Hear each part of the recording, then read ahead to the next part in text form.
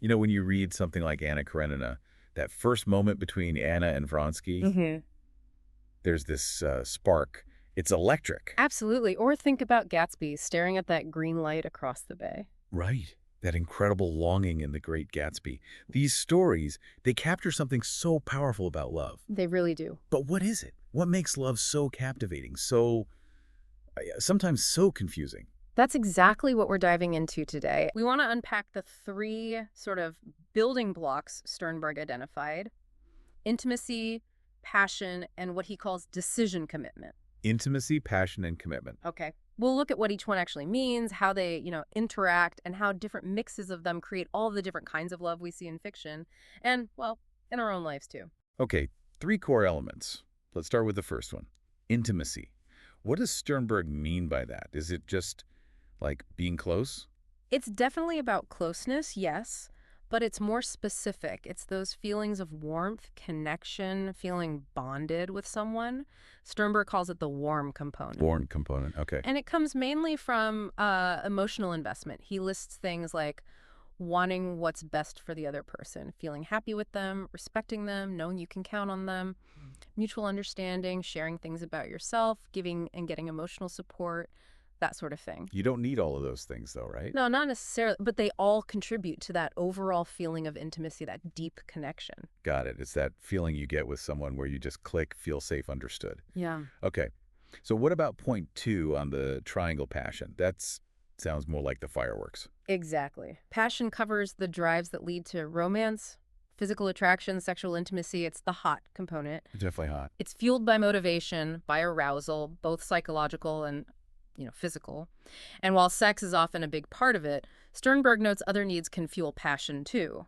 Things like boosting self-esteem or the need to nurture or be nurtured. Interesting. So it's not just about the physical side, it's that intense desire, that excitement. Okay, so we have the warm intimacy and the hot passion. What's the third one again? Decision commitment. That sounds a bit colder. Sternberg actually calls it the cold component, yeah, because it's primarily cognitive. It has two parts, really. There's the short-term decision, deciding you love someone, Okay. and then there's the long-term commitment, deciding to maintain that love. It's about the choices you make, about the relationship, now and for the future. And those two aren't always the same thing, are they? Deciding you love someone versus committing to the long haul. Precisely. You could decide you love someone but not be ready or willing to commit. Or you might be committed maybe for practical reasons or family pressure without necessarily feeling that intense romantic love anymore, or even initially. That's a really key difference. Hmm. So three components. But they don't all behave the same way in a relationship, do they? The paper mentions some differences. Yeah, they have different properties. Stability is a big one, intimacy and commitment. They tend to be relatively stable, especially in longer relationships. Hmm. Passion, though, that's the unstable one. It can be really intense, but it often fluctuates, comes and goes, sometimes unpredictably. That rings true. That initial rush doesn't always last forever at the same intensity. Hmm. What about controlling these feelings? Can we just decide to feel more passion? Huh. If only. We have very little conscious control over passion, according to the theory. It just sort of happens or it doesn't. Right. We have moderate control over intimacy, maybe. If we're aware of it, we can try to share more, connect more. And we have quite high control over commitment. That's largely a decision, after all. Assuming you're aware you're making it or not making it. Exactly. Awareness is key for commitment. And how much do we notice these things day to day? Passion is usually pretty obvious. It's hard to miss. Very salient, as Sternberg puts it. Yeah. But intimacy and commitment can be quieter.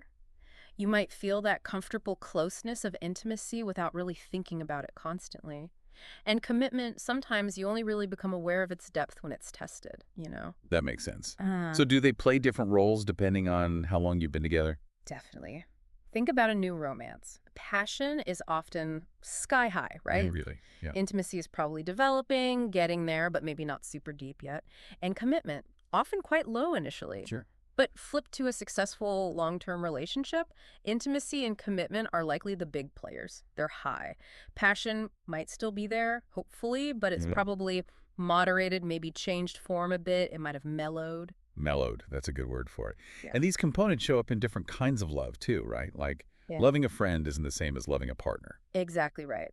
Intimacy is pretty central to lots of loving relationships, family, close friends, partners. that feeling of connection. Passion, as we said, is more typical of romantic love. And commitment. That really varies. You might feel a lifelong commitment to your child, but maybe a more flexible one to a friend who moves away. And there's a physical side, too. Yeah, psychophysiological involvement. Hmm? Passion is highly dependent on it. Think heart racing, feeling flushed. Intimacy involves it to an intermediate degree, maybe that warm feeling. Commitment, only a modest amount. It's more in your head. Okay, so these three things, intimacy, passion, commitment, they're distinct but interconnected. How does the triangle idea help us visualize this? So imagine a triangle. Each point represents one component. Maybe intimacy is at the top, passion bottom left, commitment bottom right. It doesn't really matter where they go. Yep. The area of the triangle represents the amount of love. Bigger triangle, more love overall. Simple enough. But the shape of the triangle tells you the kind of love. Is it balanced? Or is it lopsided, leaning heavily towards one or two components? I get it. So like an equilateral triangle would be balanced, all three components strong and equal. That would be the ideal for many, yeah. Sternberg calls that consummate love. But most love isn't perfectly balanced. So what other shapes or types of love does the theory describe? Well, first, if you have none of the components, that's non-love. Just casual interactions, acquaintances, no real intimacy, passion, or commitment. Makes sense. The baseline. Then, if you only have intimacy, that's liking. This is basically true friendship. You feel close, warm, connected, but there's no real passion or long-term commitment in the romantic sense. Like your best friend from school. Exactly. Sternberg has this absence test idea. If that friend moves away, you miss them, sure, but it likely doesn't devastate you in the same way losing a passionate love might. Right, it's a different kind of ache. Yeah. Okay, what if it's only passion? That's infatuated love, pure passion. Think love at first sight. Intense arousal, maybe obsession, but without the deeper connection of intimacy or any real decision to commit. It can be powerful, but it often burns out quickly if nothing else develops. Sternberg links it to Tenoff's concept of limerence. Limerence. Okay, that whirlwind feeling. What about just commitment? Just commitment, with no real intimacy or passion. That's empty love. Sounds bleak. It can be. You might see it in relationships that have gone stagnant after many years. The feelings have faded, but the decision to stay remains. Or, interestingly, it could be the start of some arranged marriages, where commitment comes first, and intimacy or passion might hopefully develop later. Huh. Never thought of it that way. Okay, those are the single components. What about combining two? Right, things get more complex. If you combine intimacy and passion, you get romantic love. This is liking, plus the spark, deep emotional connection and physical attraction. Like Romeo and Juliet. Exactly, that intense bonding and desire. But Sternberg is careful to say it's more than just infatuation because of that genuine intimacy component. Okay. What about intimacy and commitment? That's companionate love. Basically, a long-term, committed friendship. Deep affection, trust, shared life. But maybe the fiery passion has cooled down. It's often seen in long, happy marriages where the couple are best friends as well as partners. Think friends for life. That sounds really solid, actually. Yeah. Comfortable and reliable. It often is. Very stable. Okay, one combination left. Passion and commitment.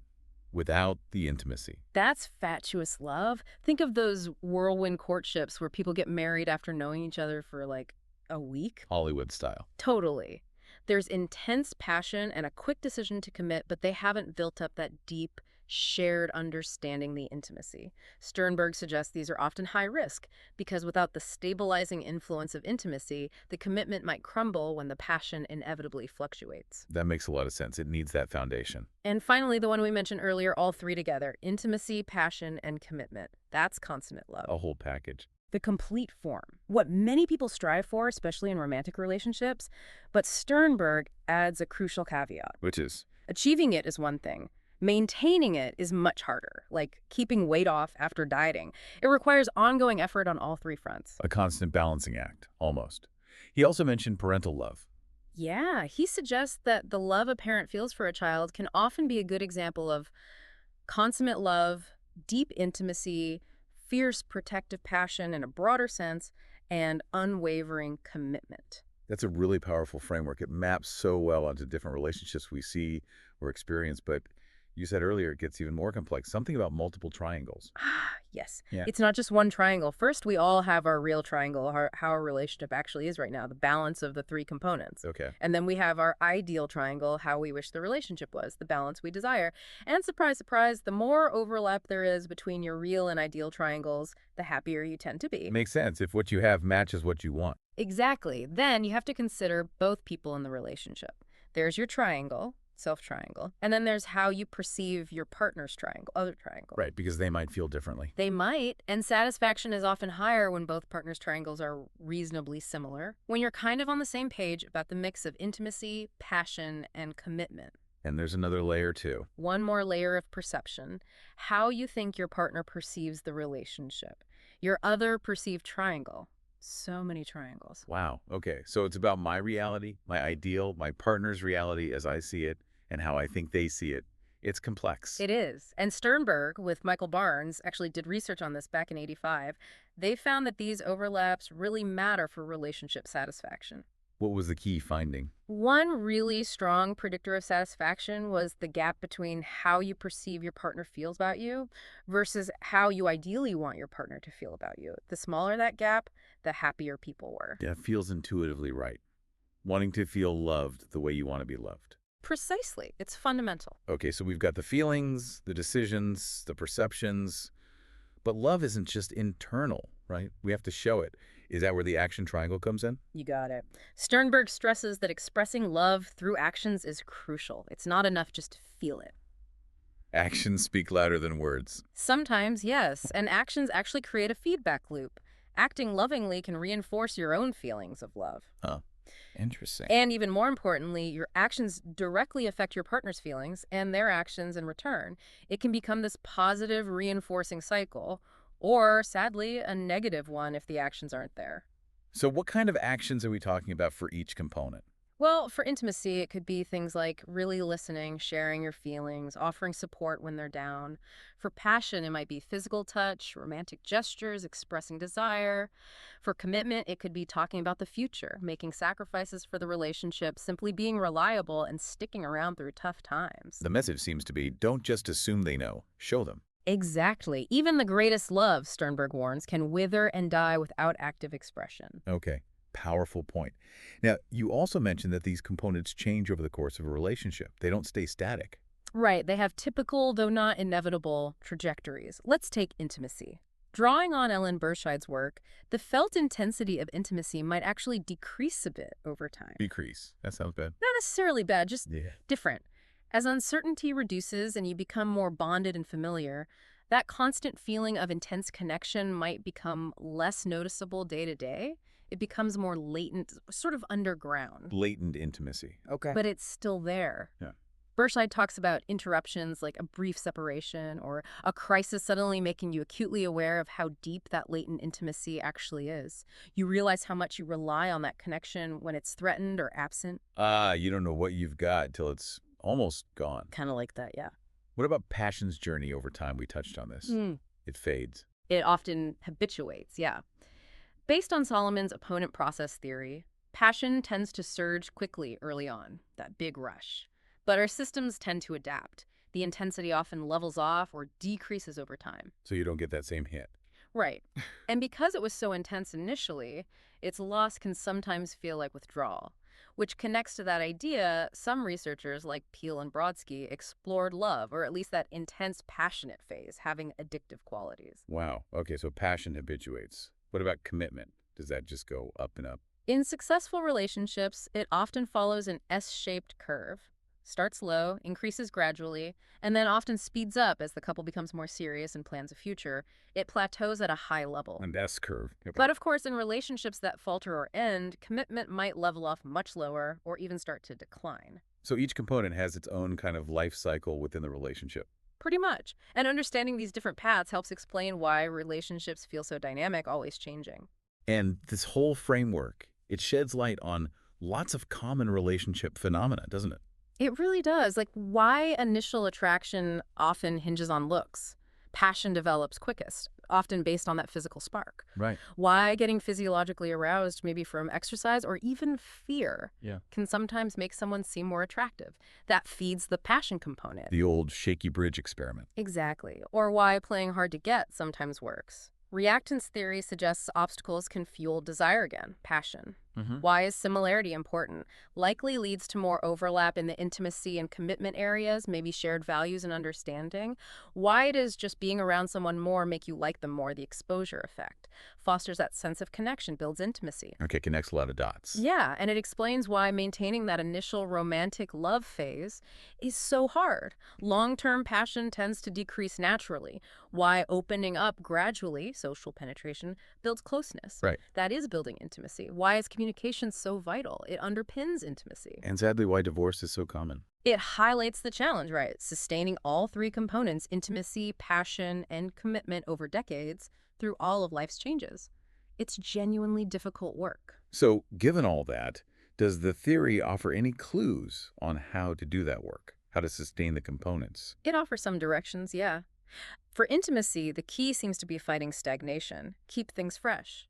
Introduce novelty. Share new experiences. Support each other's growth. Keep communicating openly. Don't let it get stale. Exactly. For passion, it's about understanding what really fuels it for both partners, those underlying needs for excitement, esteem, connection, nurture, and actively trying to meet those needs. Keep the spark alive, whatever that means for the couple. It requires understanding yourself and your partner. Definitely. And for commitment, it's about consciously reinforcing the decision. Remind yourselves why the relationship is important. Nurture the intimacy and passion that make it rewarding. And crucially, express that commitment through actions. Show up for each other. So it really comes back to being intentional about all three aspects. I think that's a great way to put it. Love isn't just something that happens to you, it's also something you actively build and maintain.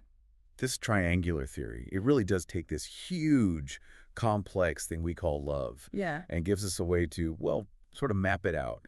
Intimacy, passion, commitment. The warm, the hot, and the conscious decision. Yeah, the interplay between them, how they combine, how they change. It offers such valuable insights, not just for romantic love, but potentially for understanding all kinds of loving bonds. It moves it beyond just pure mystery without losing the magic entirely, maybe. Hopefully not. It just gives us a better language to talk about it, perhaps. So a final thought for everyone listening. Take a moment, maybe later today, and think about a significant relationship in your own life, past or present. Try looking at it through this triangular lens. What were or are the levels of intimacy like? How about passion and commitment? What shape would that triangle be?